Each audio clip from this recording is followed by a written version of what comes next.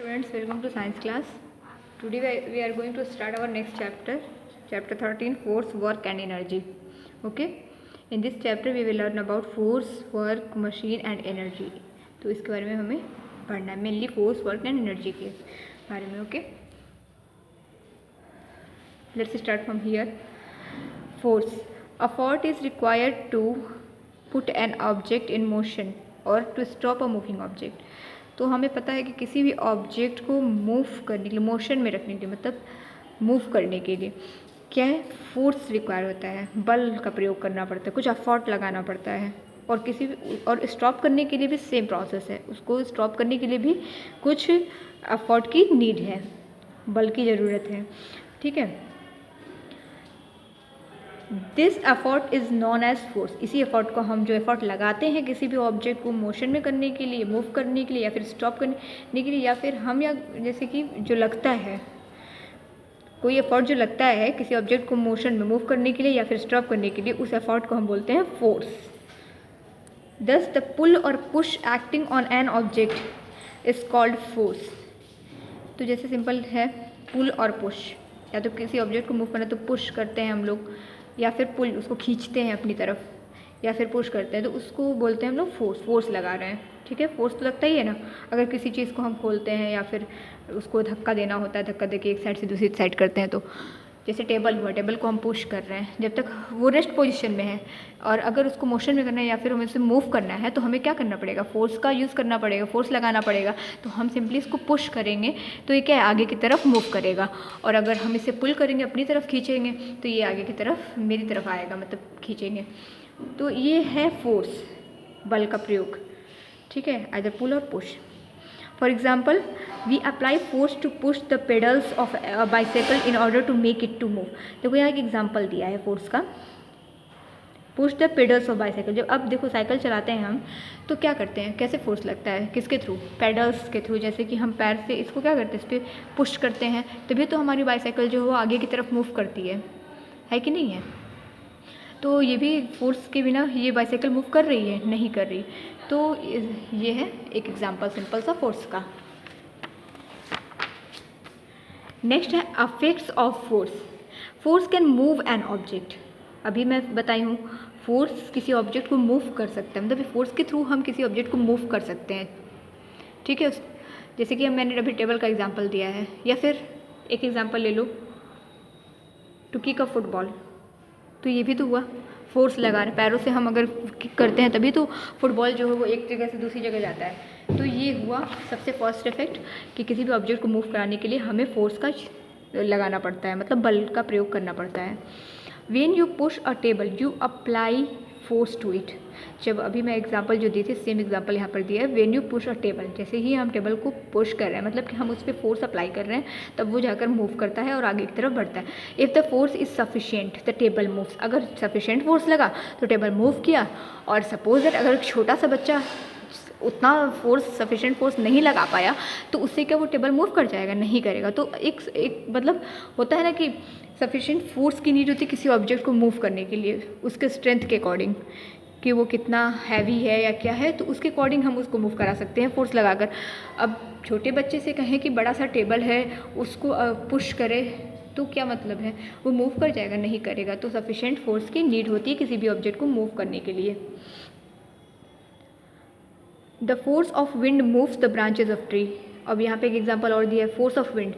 Wind force जो लग रहा है वो किसमें, देखो यहाँ पर एक example, branches of tree. Tree जो के ब्रांचेज जो मूव करते रहते हैं, तो वो किस फोर्स की हेल्प से मूव करते हैं, फोर्स ऑफ विंड, विंड के फोर्स से. ठीक है ना.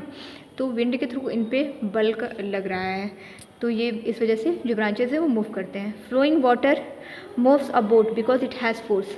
अब देखो, फ्लोइंग वाटर जो है उसमें एक बोट मूव करती है. हम लोग देखते हैं कि फोर्स हम लोग लगाते हैं, तभी तो वो बोट जो है वाटर के फोर्स के थ्रू ही तो वो आगे की तरफ बढ़ती है. ठीक है.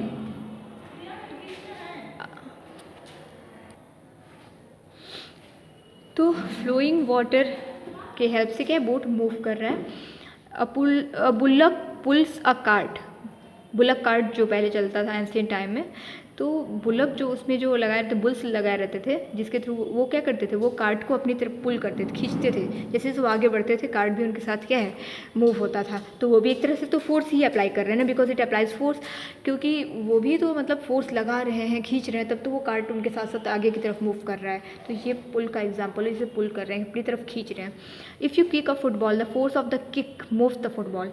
यहाँ पर भी देखो अभी एग्जाम्पल जो था, अगर फुटबॉल को किक करते हैं तो भी तो फोर्स लगा रहे हैं, तभी तो वो फुटबॉल आगे की तरफ मूव कर रहा है। अब नेक्स्ट इफेक्ट क्या है, force can stop a moving object. तो अभी स्टार्ट जब फोर्स कैन मूव भी कर सकता है किसी ऑब्जेक्ट को, स्टॉप भी कर सकता है। ठीक है, अगर हम अपोजिट फोर्स लगा तो वो उस ऑब्जेक्ट को क्या करेंगे, हम स्टॉप भी कर सकते हैं। देखो, force can stop a moving object if you put a hockey stick in front of a moving ball, the ball will stop. अब देखो यहाँ पर दिया है कि अगर एक फुटबॉल या फिर कुछ भी चीज़ को हम आगे से, अगर हम उसको किसी हॉकी स्टिक का यहाँ पर दिया गया एग्जांपल, तो यही देख लेते हैं। हॉकी स्टिक को अगर हम मूविंग बॉल के सामने ले जाते हैं, उससे उससे क्या करते हैं, उसको रोकते हैं, तो वो भी तो एक तरह का फोर्स हुआ ना।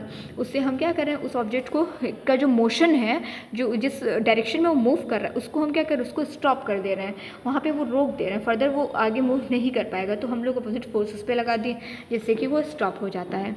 कोई भी चीज़ हुई, अब जैसे कि मान लो अब बॉल हमने फेंक दिया इधर से, अब उधर वो ऐसे चलता जाएगा जब तक उसमें नीचे से कोई फोर्स नहीं लगा तब तक, और कोई आगे से उसको रोक लिया तो वो क्या है, अपोजिट एक फोर्स लगाया, जिसकी वजह से वो क्या है, वो बॉल रुक गया। तो ये फोर्स कैन स्टॉप भी कर सकता है। Force can change the direction of a moving object. और फोर्स क्या, फोर्स के कैन चेंज डायरेक्शन को भी चेंज कर सकता है। जिस तरफ हम इस फोर्स लगाएंगे उस डायरेक्शन में ऑब्जेक्ट मूव करेगा। If you hit a moving ball with a bat, the direction of moving ball changes. अब देखो जैसे कि बैट्समैन होते हैं, तो वो बॉल को जब ऐसे हिट करते हैं बैट के थ्रू, तो क्या होता है, वो जिस डायरेक्शन में हिट करते हैं उस डायरेक्शन में वो बॉल जाती है। तो जिस डायरेक्शन में जिस फोर्स लगा उस डायरेक्शन में वो ऑब्जेक्ट मूव किया। तो ये है, force can change the direction of object. Direction को भी चेंज कर रहा है, जिस डायरेक्शन में फोर्स लगाएंगे उसी डायरेक्शन में तो मूव करेगा। The ball goes in the direction of applied force, thus force can be applied to a moving object to change the direction of movement. Force can be applied to change the shape of an object. अब force जो है वो किसी object के shape को भी change कर सकता है। जैसे अगर हम फोर्स लगा रहे हैं, जैसे कि हम बॉल को स्क्वीच कर रहे हैं, देखो बॉल है, उसको हम लिए रबर बॉल को की बात की जा रही है यहाँ पर।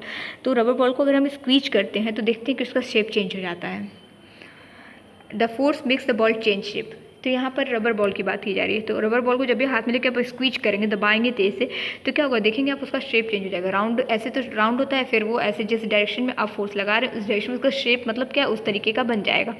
अब जैसे कि हम एक और एग्जाम्पल यहाँ पर दे सकते हैं, जैसे कि हम लोग रोटी बनाते हैं, ठीक है, चपाती जो मम्मी लोग बनाती हैं, तो वो रोटी को क्या है, पहले हम लोग डो तैयार करते हैं और उसके बाद उसको जब हम चकले पर क्या करते हैं, रख कर बेलते हैं, तो क्या होता है, उस पर भी तो फोर्स लगता है ना।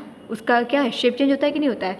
पहले वो राउंड हम लोग बनाते हैं और उसके बाद फिर हम उसको बेलने जब जाते हैं तो क्या होता है, उसका पूरा एकदम राउंड शेप, एकदम पतला सा, मतलब वो क्या शेप उसका चेंज हुआ, फोर्स लग रहा है बेलन के थ्रू, और उसके थ्रू क्या है, रोटी का शेप देखते हैं हम चेंज होता है।